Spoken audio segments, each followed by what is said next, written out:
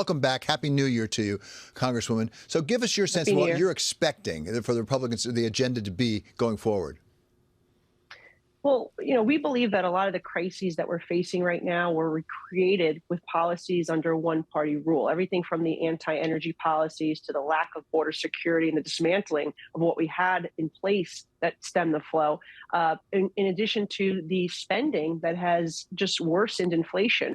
We think this is our opportunity to backtrack, return to some sense of normalcy and some sense of balance, which I think is incredibly important what the American people wanted. I think, look, for us, our priorities are to get border security. We cannot allow millions and millions of people to continue to enter into our country illegally. We must stop the flow of fentanyl that is killing Americans, that the DEA is telling us is coming from our southern border.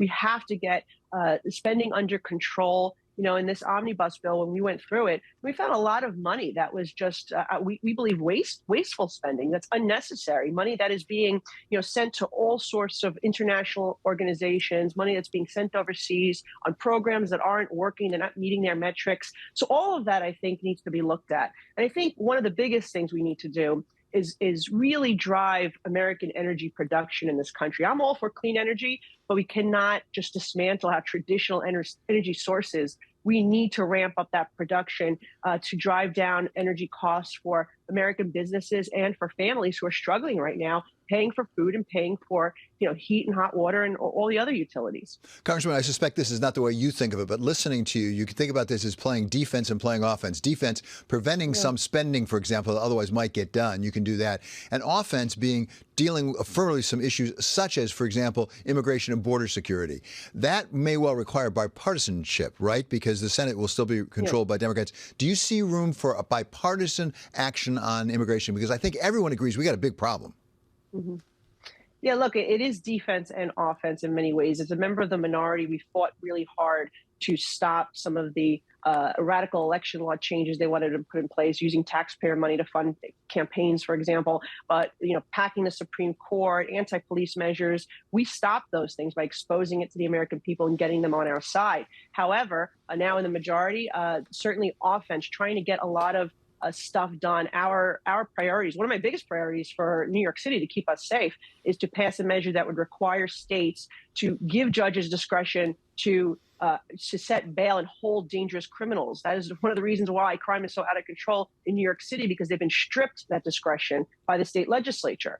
But yeah, on border security, I think there's going to have to be some compromise, but we cannot compromise, right? If we don't start with the main issue, which is there is a insecure border right now. The border is just a free-for-all, and we have dangerous people also being mixed in. 1 million people that are gotaways, 100 people on the terrorist watch list that were caught at the southern border, all the drugs and the fentanyl, tens of thousands of criminals that have been previously deported, caught re-entering. Who's among the 1 million gotaways that have entered into our country? And as a New York City member in a post-9/11 world, that is what scares me the most. And we also have to take into account, because my mother's a Cuban refugee, we have to make sure we help those asylum seekers.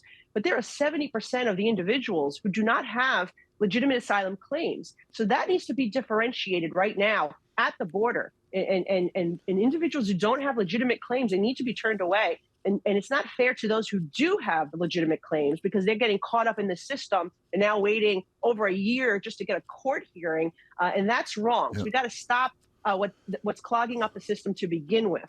Congresswoman, again, I hear from a lot of people there is a real issue with border security, no question about it. You said that's the main issue, but we also hear from a lot of business people and a lot of economists here at Bloomberg. There's also an issue with making sure we have enough workers, because there is another side to this, right? We need to make sure we have the right people in here who can do the work, because we actually have a shortage of workers in a lot of parts of the economy.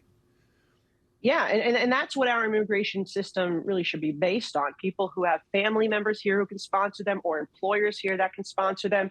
And we should be focused on that. But the system is so broken. But I think we should be focusing on the visas. We should be focusing on the legitimate asylum claims and having enough judges there at the border to differentiate the two. And we have to encourage people to be applying from the next safe country, not to be, coming to our border. That is, I think, one of the biggest messages the President of the United States should be sending. And then, of course, that border security component. But if you don't stem the flow, I think we really can't have a discussion about any of this. But I think those are the three components that we can and should be focused on in a bipartisan manner. And as a member of the Problem Solvers Caucus, I'm committed to having that discussion, but it needs to make sense, and it needs to be something that the American people will support.